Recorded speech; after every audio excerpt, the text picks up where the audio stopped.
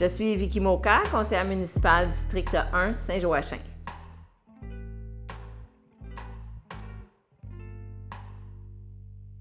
Moi, je viens du domaine de la construction. J'ai été inspectrice à Montréal durant 32 années, inspectrice en bâtiment. Dans ma tête, quand j'étais pour prendre ma retraite, je m'en allais au cégep, enseigner, passer mon savoir en construction. C'était vraiment là, ce que je voulais faire. J'ai été aussi pompière pendant 18 années. Donc, ça aussi, là, peut-être enseigner dans le domaine de l'incendie. Fait que c'était vraiment là, mes projets pour la retraite. Et là, la politique est arrivée vraiment, je vous dirais, par accident. C'est que j'ai un ami qui s'est présenté en politique, Robert Roger, qui a été élu là, avec nous dans l'équipe. Et puis, j'ai commencé à suivre les publications de Mouvement Terrebonne. Et puis, je trouvais ça intéressant, dynamique et tout ça. J'ai été approchée par l'équipe pour travailler sur le programme électoral. Et de fil en aiguille, les gens m'ont connue. Puis, ils ont trouvé que j'avais plusieurs connaissances dans le domaine municipal. Ils trouvaient ça intéressant. Donc, il y a eu un poste comme candidat qui s'est libéré. Et puis, ils ont pensé tout de suite à m'offrir cette candidature-là. J'ai réfléchi vraiment d'une courte période, puis une décision familiale, on a dit « OK, go, on y va ». Moi, ma carrière à la Ville de Montréal, j'ai commencé inspectrice incendie. J'ai fait mes 20 premières années, là, donc je parcourais là, le territoire, là, je faisais des inspections de bâtiments, des conférences sur la sécurité incendie, des trucs vraiment rapport à la sécurité. Par la suite, après mes 20 premières années, je suis transférée, j'ai appliqué au permis. Donc, tout ce qui relevait de l'urbanisme. C'était sensiblement le même travail parce que c'était de l'inspection de bâtiments, règlement, l'application réglementaire, mais vraiment au niveau de l'urbanisme. Donc, j'ai fini mes 12 dernières années à cet endroit-là.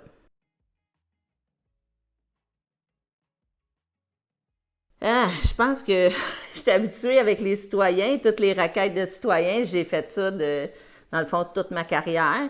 Donc, je sais un peu l'approche à avoir auprès des citoyens. Donc, à quoi ils s'attendent, où les référer. Tu sais, dans le cas où moi, je peux pas vraiment les aider directement, ben, je sais vraiment le fonctionnement d'une municipalité.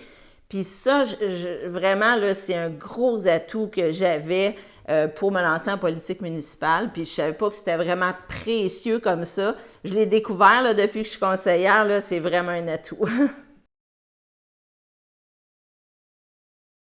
Terrebonne est en plein développement.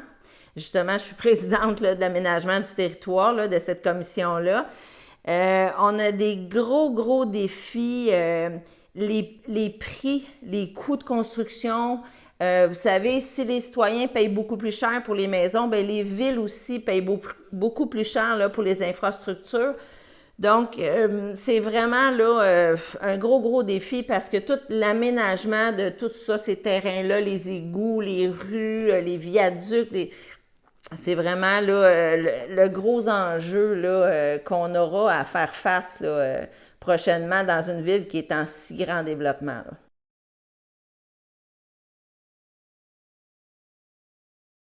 Souvent, les gens disent à la plaine, c'est plus loin du centre, les gens se sentent oubliés.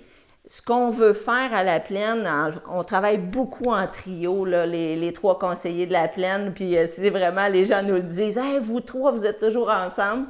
Ce qu'on veut faire, c'est que les gens se sentent faire partie de Terrebonne. On a amené beaucoup d'activités, la culture, des spectacles, certaines activités familiales dans le secteur La Plaine. Donc, je pense que les gens commencent à se rendre compte là, qu'on met un effort là, pour pas qu'ils se sentent isolés. Donc, il y a ça. Puis, tu sais, c'est sûr que les enjeux de trafic, hein, tout le monde nous parle du trafic à La Plaine, mais c'est une route provinciale. Donc, oui, il y a un élargissement actuellement, mais tranquillement, ça va s'améliorer, mais c'est des choses municipales, là, on ne peut pas vraiment régler. Donc, au moins, tu sais, si on peut mettre de la vie dans le secteur, ben ça va être apprécié des citoyens, je crois, puis je pense qu'ils le sentent déjà.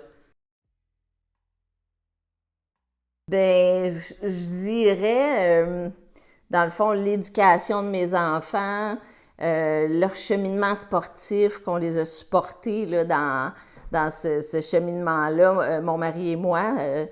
C'est vraiment, ben, mes filles, c'est deux patineuses synchronisées qui ont fait du sport là, au niveau international. Mais il y a international et il y a vraiment le niveau qui est supérieur, là, le championnat du monde.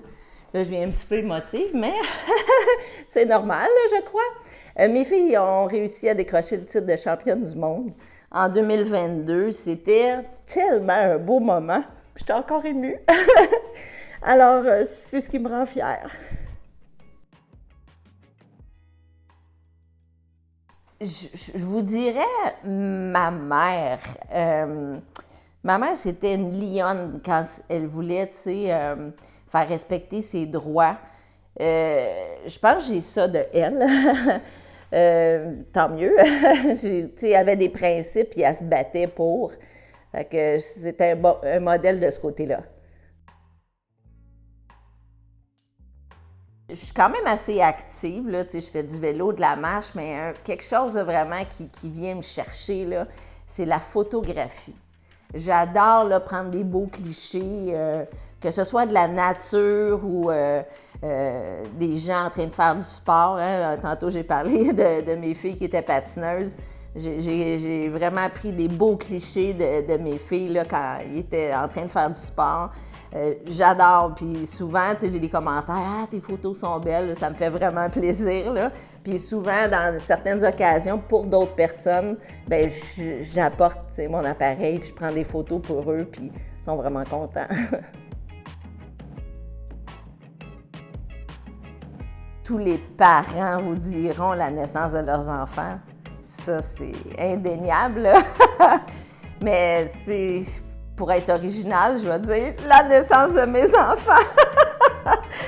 C'est ça.